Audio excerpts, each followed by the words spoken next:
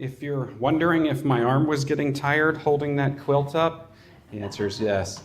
But I was like, I can't put my arm down before Sabina does. She's tough. Hey, let's pray. Father in heaven, we thank you for today. We thank you for a beautiful day, and we are grateful to be called to your people and into your house today. Forgive us of our sins and challenge us today. Help us to grow, shape us, and mold us, that we would be more like Jesus. In his name we ask it, amen. Well, this is a series that we kicked off last week. And the idea is doing the Sabbath yesterday, today, and tomorrow. So last week we looked at the Sabbath throughout the world and throughout time, and we tracked it and saw that it was seen all throughout the world and all throughout time. And today we're going to look at the Sabbath. What does it mean to us today? How do we keep the Sabbath? How do we get the most out of it? And then next week we're going to look at what does the Sabbath mean for the future. Matthew chapter 11, verse 28.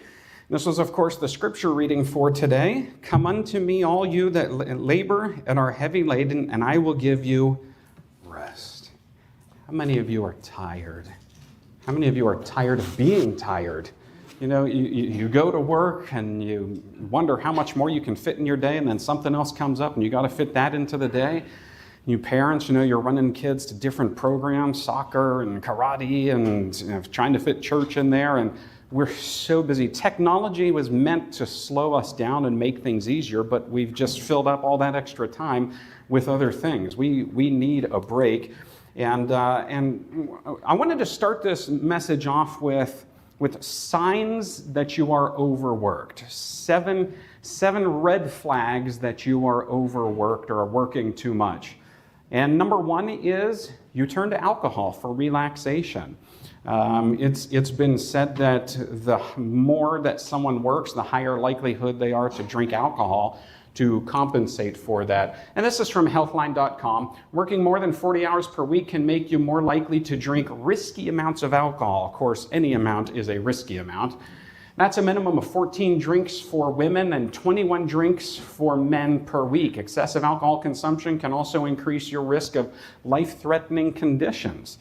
We think we're doing more and accomplishing more by working so much, but the fallout from it is not good. Number two, your productivity is stalling. If you've increased your hours without significant results, the longer hours are probably decreasing your productivity. And this is particularly managers, business owners, or factory people. You work more, you've got to get the project done, and you figure you put in more time and things get easier. Not necessarily the case. A Stanford research paper found that people who worked 70 hours per week didn't actually get more work done than their peers who worked 56 hours per week. We're not wired to be productive every minute of every day. We need downtime. We've actually learned to live off of high stress and the hormones that produces in us.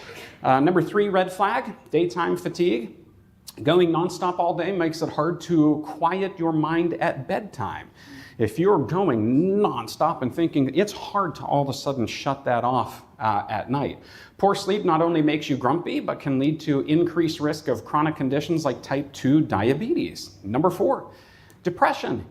Working too much can take a toll on your mental health. Plus one research, that's actually an interesting place for research, any of you that like to study. Plus one research found that those working 11 hours per day are more likely to battle depression than 8-hour workers.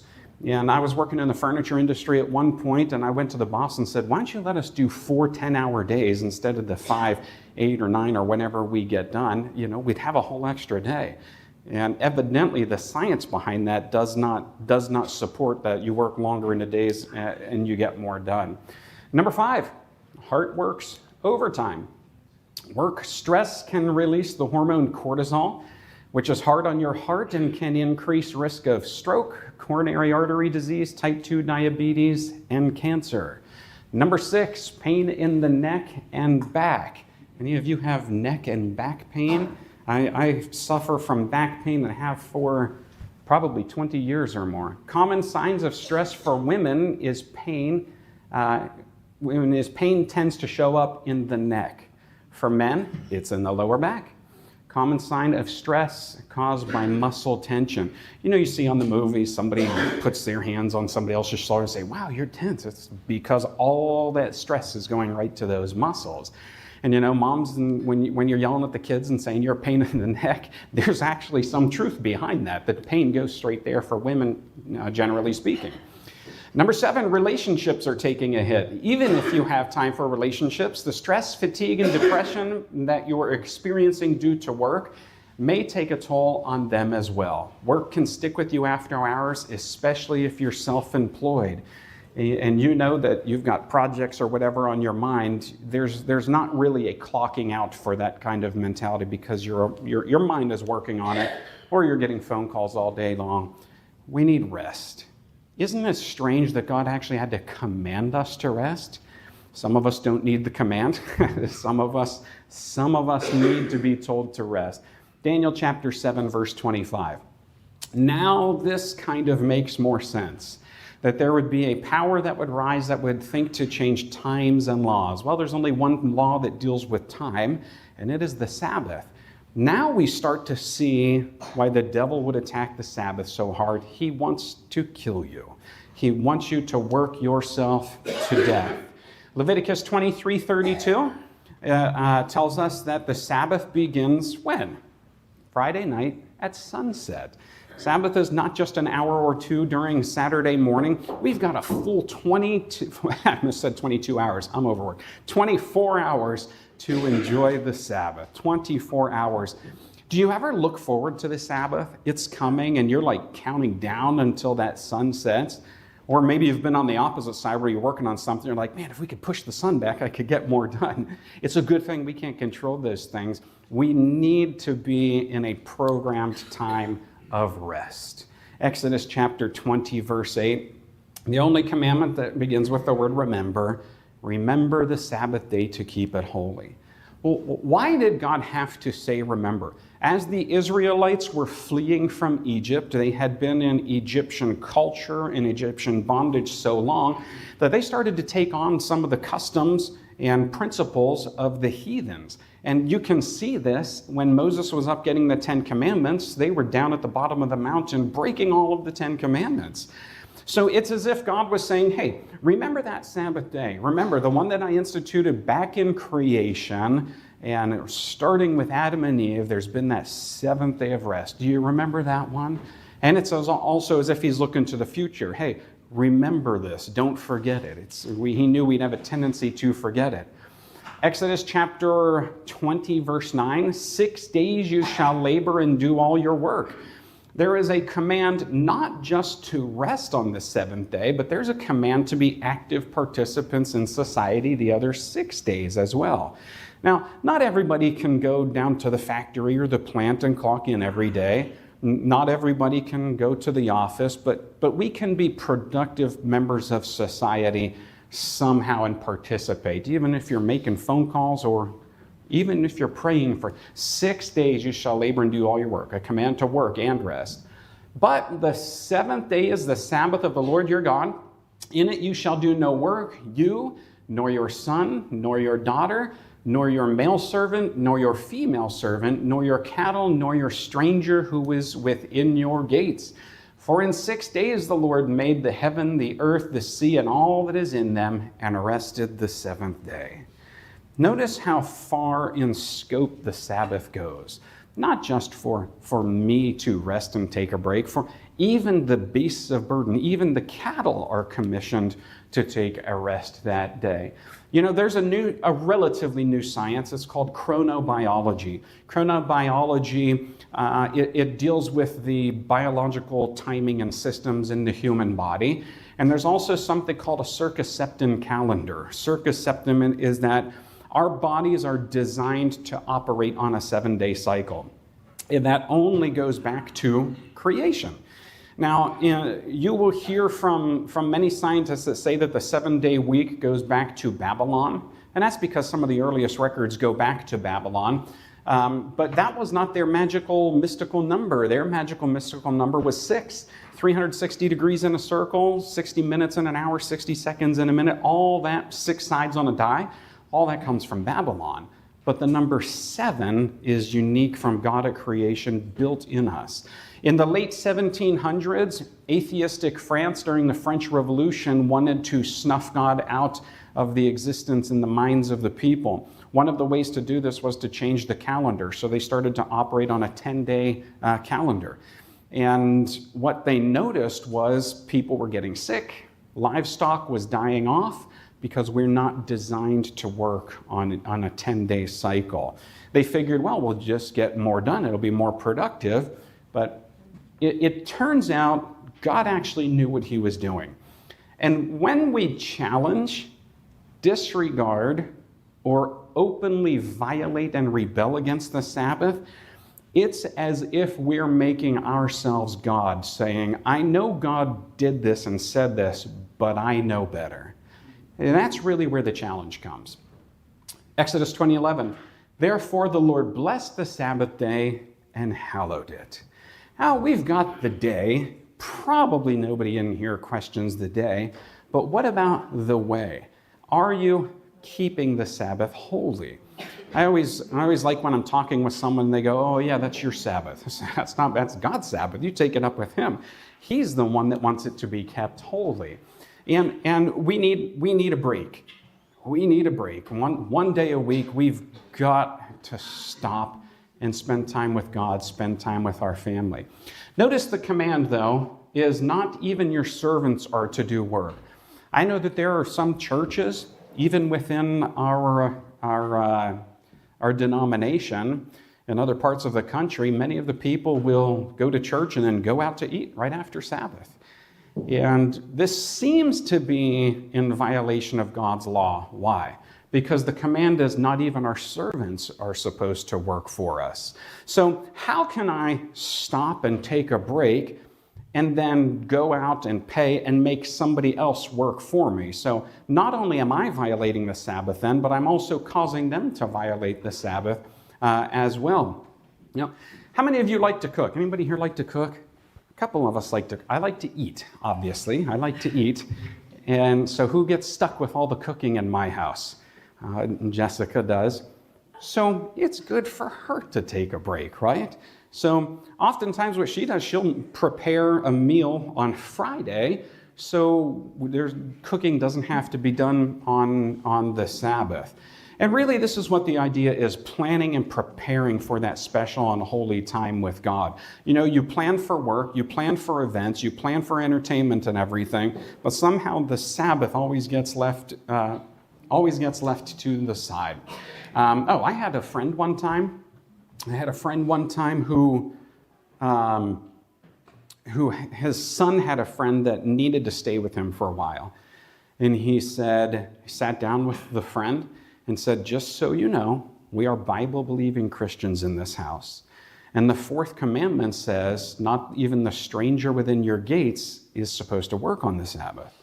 So if you're going to stay with us, you cannot be working as you're staying here because we don't want to be responsible for you violating the Sabbath, and we don't want to violate it. I've never heard somebody take it to that extent before, but it makes good sense. Not even the stranger within your gates shall be working. I remember when I first became a Sabbath-keeping Christian, and I was talking to a family member, and we were visiting. They said, let's go out to eat. And I said, well, we don't do that on Saturday. We rest, we're in church, we spend time with God and with family. And what do you mean you don't go out to eat on Saturday? I'll never forget the look in her eyes. It was this complete confusion. And the words were, how do you eat on Saturday? I said, well, you can eat without going out to eat. It is possible. You make a meal. You plan for it. Somebody asked me one time, should I exercise on the Sabbath? Is it appropriate to exercise on the Sabbath? Let me give you the context of what this was. When I met this woman, she could not hardly make it from one side of the kitchen to the other. Her health was that far gone. And we started to study the Bible together. She started to see the health principles, the Sabbath, and started to put all this into practice. You know, not long after that, she was baptized and was going door to door with me throughout entire neighborhoods. You see, the beauty of God's message, it's not just cerebral, it's about physical health as well. So when she was getting her life back in order, the question came up, well, should I exercise on the Sabbath? I'm in a routine now. Should I do this? And I said, well, let's put it into perspective this way. Typically, when somebody is exercising, what is the thought process? Where's the mind go?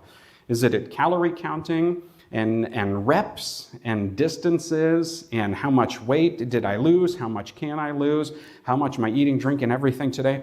When you're exercising, is your mind focused on God that day? She said, no, I guess not. And I said, well, then I think you just answered the question. So it may not be appropriate for someone to be focusing on hard exercise on the Sabbath. Somebody once asked me, didn't Jesus work on the Sabbath? I remember I went to apply for a job one time, and I was in between jobs. I really needed the job. And I was in the interview, and it came to the end, and they essentially said, you got the job. And I said, well, there's one more thing. I don't work on Saturdays. So what do you mean you don't work? I said, I don't work on, that's the Bible Sabbath. I'm in church. I'm with my family that day. That's God's time. Friday sunset to Saturday sunset, I don't work during those hours. And I said, but I'll come in Sunday. I'll come at 2 o'clock in the morning. I guarantee you I'll be your best worker, and I'll give you 100%, but I will not work during that time. And he said, really? I said, yes. He said, okay, then you have off Saturday and you work the rest of the time. I said, okay, thank you. So word gets around to all the other employees. The business was open Monday through Saturday. Every employee in the business worked on Saturday. Now word starts to get around that there's this one guy that does not work on the Saturday. And as I start to interact, and you say, what makes you so special? And so I explained the Sabbath, and someone said, but didn't Jesus work on the Sabbath? And I said, well, you'll find Jesus healing and doing good and preaching and teaching on the Sabbath, but you'll never find him in the carpenter shop on the Sabbath. In fact, he performed 7 miracles on the Sabbath. Did you know that? 7. There seems to be something about this number 7 when it comes to the Sabbath and the Bible. Luke chapter 14, verse 5. When I was in that interview, the person interviewing me said, yes, but doesn't the Bible say if your ox falls into the ditch on the Sabbath, you can pull it out? And I said, yes, it does, but that's your business, not mine. That's your ox, not mine. And he did have a good point. He did have a point. Jesus went to eat at a ruler of the Pharisees' house to eat bread, and there was a man with dropsy, and Jesus asked if it is lawful to heal on the Sabbath, and they remained silent. And he said, which of you having a donkey or an ox that has fallen into a pit will not immediately pull him out on the Sabbath? Isn't it appropriate to do good on the Sabbath? Absolutely it is. But what if your ox keeps falling into the ditch every Sabbath? You've got to do one of two things. You either need to shoot the ox or fill in the ditch. Something needs to happen. Now, what about emergency workers? I was doing a Bible study with a police officer one time, and he started to become convicted of the Sabbath. In fact, his first day at church was my first day at church in that area. And we started studying the Bible together. And he was a police officer, but he was really wrestling with this. And he said, you know, there's criminals 7 days a week. What do I do? I'm conflicted. And I said, well, here's the principle. Jesus, he did heal on the Sabbath. He did go to church on the Sabbath. He was never in the carpenter's shop. And I said, you know, if every police officer took off on Saturday, if you're a good criminal, what day would you do your crimes? Well, you'd pick Saturday. You know, fires burn 7 days a week. People get sick 7 days a week. The army needs to defend us 7 days a week. And I said, here's the thing. I have known people in the past that when it's necessary for service in this capacity to work on the Sabbath, what many of them do is they actually donate what they would make that day to the work of the Lord. Then it becomes not a self-gain, it becomes a ministry and a blessing to somebody else instead of taking it on you. So he started to see that. And then I said, but let's make sure we're not making provision to work on the Sabbath just as an excuse so we don't have to take the courage and ask off for the Sabbath. I said, I bet if you ask your other police officers, many of them don't honor the Sabbath, that they'd be willing to switch with you. Other arrangements can be made. And I said, also, as a pastor, I can write you a letter directly to your supervisor explaining and requesting that you take the Sabbath off as well. But you've got to live it. You've got to make that step. And you know what? I have written many of those letters throughout my time in ministry. Not one of them has been rejected. Every single time I have written that letter, the Lord has worked it out somehow. Somehow the Lord works it out.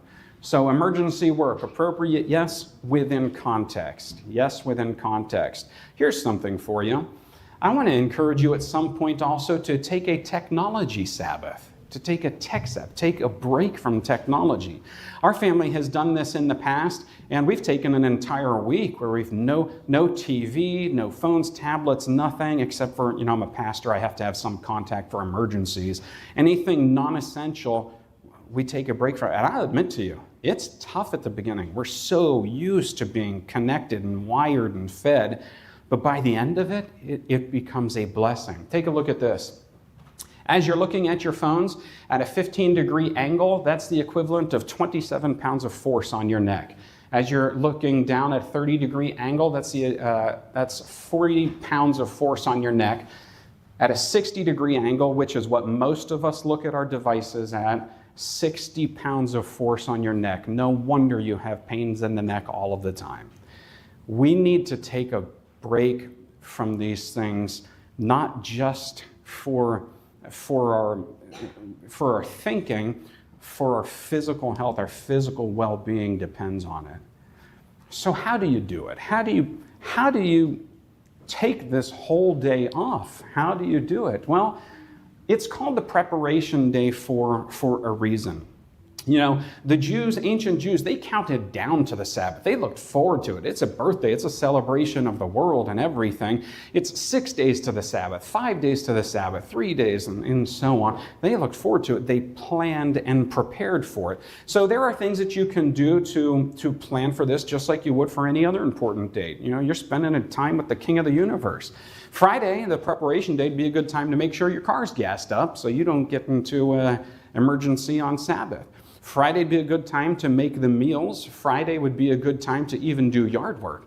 That way, when you're sitting out in your backyard relaxing on Sabbath, you're not thinking, oh, that needs mowed, that weed needs pulled. You prepare for this ahead of time so your mind can be with the Lord.